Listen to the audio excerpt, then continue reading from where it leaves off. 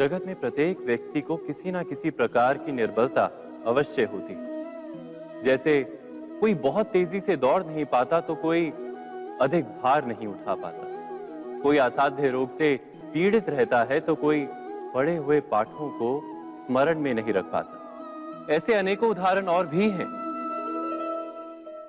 क्या आप किसी ऐसे व्यक्ति को जानते हैं जिसे सब कुछ प्राप्त हो और हम जीवन की उस एक निर्बलता को जीवन का केंद्र मानकर जीते हैं? इस कारणवश हृदय में दुख और असंतोष रहता है सदा। निर्बलता मनुष्य को जन्म से अथवा संजोग से प्राप्त होती है, किंतु उस निर्बलता को मनुष्य का मन अपनी मर्यादा बना लेता है। किंतु कुछ व्यक्ति ऐसे भी होते हैं जो अपने पुरुषार्थ और श्रम से उस निर्बलता को पराजित कर देते हैं। क्या भेद है उनमें और अन्य लोगों में? क्या आपने कभी विचार किया है? सरल सा उत्तर है इसका। जो व्यक्ति निर्बलता से पराजित नहीं होता, जो पुरुषार्थ करने का साहस रखता है हृदय में, वो निर्बलता को पार कर जाता है।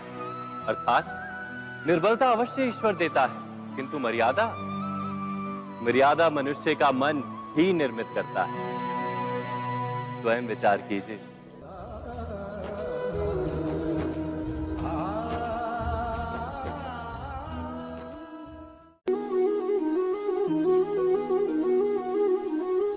भविष्य का दूसरा नाम है संघर्ष। हृदय में आज इच्छा होती है और यदि पूर्ण नहीं हो पाती तो हृदय भविष्य की योजना बनाता है। भविष्य में इच्छा पूर्ण होगी ऐसी कल्पना करता रहता है, किंतु जीवन ना तो भविष्य में है ना अतीत में। जीवन तो इस क्षण का नाम, अर्थात इस क्षण का अनुभव ही जीवन का अनुभव। पर हम ये जानते हुए भी इतना सा सत्य समझ नहीं पाते। या तो हम बीते हुए समय के स्मरणों को घेर कर बैठे रहते हैं, या फिर आने वाले समय के लिए हम योजनाएं बनाते रहते हैं और जीवन जीवन बीत जाता है। एक सत्य यदि हम हृदय में उतार लें कि ना हम भविष्य देख सकते हैं, ना ही भविष्य निर्मित कर सकते हैं, हम तो केवल धैर्य और साहस के साथ भविष्य को आलिंगन दे सकते हैं, स्वागत कर सकते हैं भविष्य का। तो क्या जीवन का हर पल जीवन से नहीं भर जाएगा? स्वयं विचार कीजिए।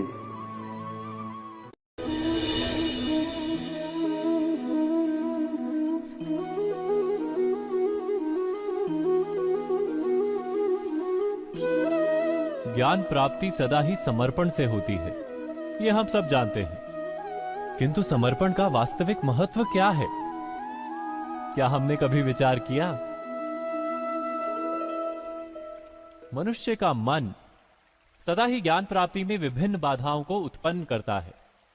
कभी किसी अन्य विद्यार्थी से ईर्ष्या हो जाती है, कभी पढ़ाए हुए पाठों पर संदेह जन्मता है और कभी गुरु द्वारा दिया गया दंड मन को अहंकार से भर देता है।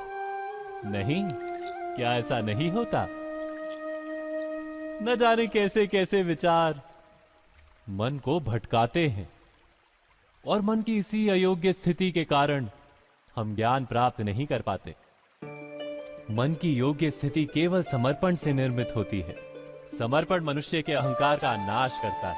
ईर्ष्या, महत्वाकांक्षा आदि भावनाओं को दूर कर हृदय को शांत करता है और मन को एकाग्र करता है। वास्तव में ईश्वर की सृष्टि में ना ज्ञान की मर्यादा है, ना ज्ञानियों की। गुरु दत्तात्रेय ने तो गाय और श्वान से भी ज्ञान प्राप्त कर लिया था।